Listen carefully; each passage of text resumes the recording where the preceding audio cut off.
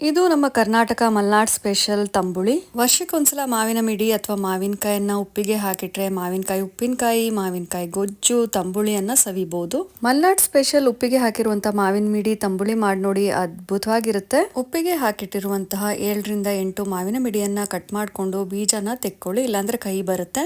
ನಂತರ ಚಿಕ್ಕ ಒಗ್ಗರಣೆ ಪ್ಯಾನ್ಗೆ ಸ್ವಲ್ಪ ಕೊಬ್ಬರಿ ಎಣ್ಣೆ, ಜೀರಿಗೆ, ಮೆಂತ್ಯ, ಖಾರಕ್ಕೆ ತಕ್ಕಂತೆ ಹಸಿಮೆಣಸಿನಕಾಯಿ, 1 ಕಡ್ಡಿ ಕರಿಬೇವಿನ ಸೊಪ್ಪನ್ನ ಹಾಕಿ ಚೆನ್ನಾಗಿ ಕೆಂಪಗಾದ ಮೇಲೆ ಗ್ಯಾಸ್ ಆಫ್ ಮಾಡ್ಕೊಂಡು ಸ್ವಲ್ಪ ಕೊತ್ತಂಬರಿ ಸೊಪ್ಪನ್ನು ಹಾಕಿ ಬಾಡಿಸ್ಕೊಂಡು ಮಿಕ್ಸಿ ಜಾರ್ಗೆ ಮಾವಿನ ಮಿಡಿ, ಅರ್ಧ ಕಪ್ ಕಾಯಿ ತುರಿ, ಹುರಿದಿಟ್ಟಿರುವಂತಹ ಜೀರಿಗೆ ಎಲ್ಲ ಹಾಕೊಂಡು ಗ್ರೈಂಡ್ ಮಾಡಿ ಇಟ್ಕೊಳ್ಳಿ. ನಂತರ ಪಾತ್ರೆಗೆ ಅಥವಾ ಒಂದು ಮಡಕೆಗೆ ಸಿಹಿ ಮೊಸರನ್ನ ಹಾಕಿ ನೀರ್ ಹಾಕೊಂಡು ಚೆನ್ನಾಗಿ ಕಡಿಬೇಕು. ಮೊಸರು ತುಂಬಾ ಹುಳಿಯಾಗಿರಬಾರ್ದು. ನಂತರ ಇದಕ್ಕೆ ಸಾಸಿವೆ, ಇಂಗು, ಒಣಮೆಣಸಿನಕಾಯಿ, ಕರಿಬೇವಿನ ಸೊಪ್ಪಿನ ಒಗ್ಗರಣೆ ಕೊಟ್ರೆ ತುಂಬಾನೇ ರುಚಿಯಾದ ಮಾವಿನ ಮಿಡಿ ತಂಬುಳಿ ರೆಡಿ ಆಯ್ತು. ತಂಬುಳಿ ಅನ್ನ, ಸಂಡಿಗೆ, ಹಪ್ಪಳ, ಈರುಳ್ಳಿ, ಟೊಮೆಟೊ, ಸೌತೆಕಾಯಿ ಸ್ಯಾಲಡ್ ಇದ್ರೆ ಸಖತ್ತಾಗಿರುತ್ತೆ.